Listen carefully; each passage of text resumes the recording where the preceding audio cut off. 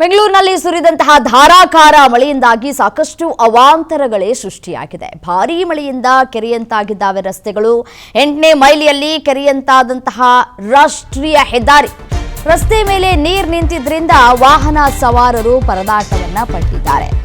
ಪ್ರತಿ ಬಾರಿ ಮಳೆ ಆದಂತಹ ಸಂದರ್ಭದಲ್ಲಿ ನಾವು ಕೂಡ ಸುದ್ದಿಯನ್ನ ಬಿತ್ತರ ಮಾಡ್ತೀವಿ. ಈ ರೀತಿಯಾಗಿ ಸಮಸ್ಯೆ ಆಗಿದೆ, ಅಲ್ಲಿ ಸಮಸ್ಯೆ ಆಗಿದೆ, ಇಲ್ಲಿ ಸಮಸ್ಯೆ ಆಗಿದೆ, ಅಲ್ಲಿ ಗುಂಡಿಗಳು ಬಿದ್ದಿದೆ, ಇಲ್ಲಿ 3 ರಿಂದ 4 ಅಡಿ ನೀರು ನಿಂತ್ಕೊಂಡಿದೆ ಅಂತ ಹೇಳಿ ಪ್ರತಿ ಬಾರಿಯೂ ಕೂಡ ನಾವು ಸುದ್ದಿಯನ್ನ ಬಿತ್ತರ ಮಾಡ್ತೀವಿ. ಪ್ರತಿ ಬಾರಿಯೂ ಕೂಡ ಸಂಬಂಧಪಟ್ಟಂತಹ ಇಲಾಖೆ ಅಂದ್ರೆ GBA ಅಧಿಕಾರಿಗಳಿಗೆ ತಿವಿಯುವಂತಹ ಕೆಲಸವನ್ನ ಕೂಡ ಮಾಡ್ತೀವಿ. ಬಟ್ ಆದರೆ ನಾವು ಎಷ್ಟೇ ಕೆಲಸ ಮಾಡಿದ್ರು ಅಧಿಕಾರಿಗಳು ಮಾತ್ರ ಕೆಲಸ ಮಾಡೋದಕ್ಕೆ ರೆಡಿ ಇಲ್ಲ ಅಂತ ಕಾಣಿಸುತ್ತೆ. ಅಲ್ಲಲ್ಲಿ ರಸ್ತೆಗಳು ಹದಗೆಟ್ಟು ನಿಂತು ಇದೀಗ ನಿನ್ನೆ ಸುರಿದಂತಹ ಭಾರೀ ಮಳೆಯಿಂದಾಗಿ ಸಾಕಷ್ಟು ಅವಾಂತರಗಳು ಸೃಷ್ಟಿಯಾಗಿದೆ. ಪ್ರತಿ ವರ್ಷ ಮಳೆ ಬರೋದಕ್ಕಿಂತ ಮುಂಚೆ ಮುಂಜಾಗ್ರತಾ ಕ್ರಮವನ್ನ ತೆಗೆದುಕೊಳ್ಳಬೇಕು, ರಾಜಕಾಲುವೆ ಹೂಳೆತ್ತುವಂತಹ ಕಾಮಗಾರಿ ಆಗಬೇಕು ಅಂತ ಹೇಳಿ ಕೋಟಿ ಹಣವನ್ನ ಖರ್ಚು ಮಾಡ್ತಾರೆ. ಆ ಹಣ ಎಲ್ಲೋಯ್ತು ಈ ಬಾರಿ ಅನ್ನುವಂತಹ ಪ್ರಶ್ನೆ ಕೂಡ ಕಾಡ್ತಾ ಇದೆ.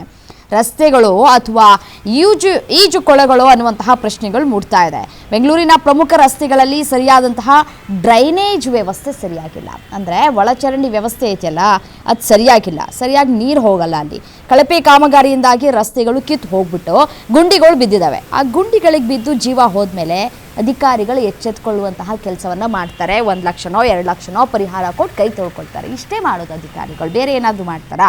ಸಾಧ್ಯನೇ ಇಲ್ಲ.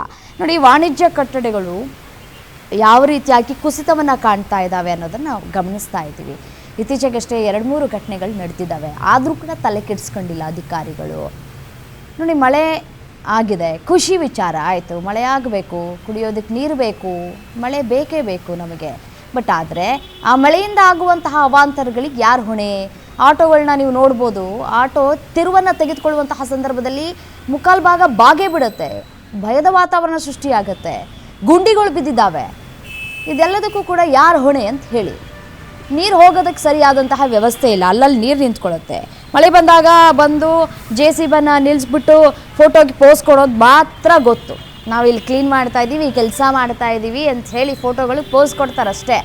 ಬಟ್ ಆದರೆ ಆ ಕೆಲಸ ಮಾತ್ರ ಆಗ್ತಾ ಇರೋದಿಲ್ಲ. ಅದೇ ರೀತಿಯಾದಂತಹ ಸಮಸ್ಯೆಗಳು ಮುಂದುವರೆದುಕೊಳ್ತಾ ಹೋಗುತ್ತೆ.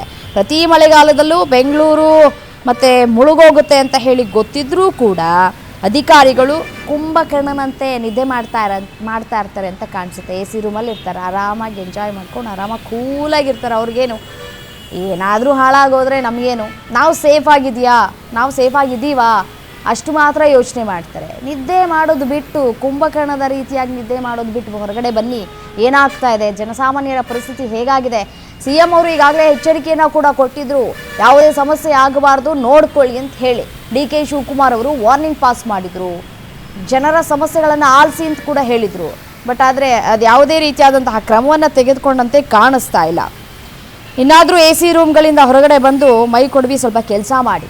ಜನಸಾಮಾನ್ಯರು ಗುರುತಿಸ್ತಾರೆ, ಪರವಾಗಿಲ್ಲಪ್ಪ, ಈ ಬಾರಿ ಮಳೆಗಾಲ ಬಂದಂತಹ ಸಂದರ್ಭದಲ್ಲಿ ಖುದ್ದು ಅಧಿಕಾರಿಗಳು ಫೀಲ್ಡ್ಗಿಳಿದು ಏನೋ ಒಂಚೂರು ಕೆಲಸ ಮಾಡಿದ್ರು ಅಂತ ಹೇಳಿ ಗುರುತಿಸುವಂತಹ ಕೆಲಸವನ್ನು ಮಾಡ್ತಾರೆ. ಅದನ್ನು ಬಿಟ್ಟು ನೀವು ಒಳಗಡೆನೆ ಕೂತ್ಕೊಂಡು ಅಲ್ಲಾಯಿತು, ಇಲ್ಲಿ ನೋಡೋ, ಇಲ್ಲಿ ಫೋನ್ ಮಾಡೋದು, ಅಲ್ಲಿಗೆ ಅವ್ರಿಗೆ ಹೇಳೋದು, ಇದೇ ಆಗೋದು.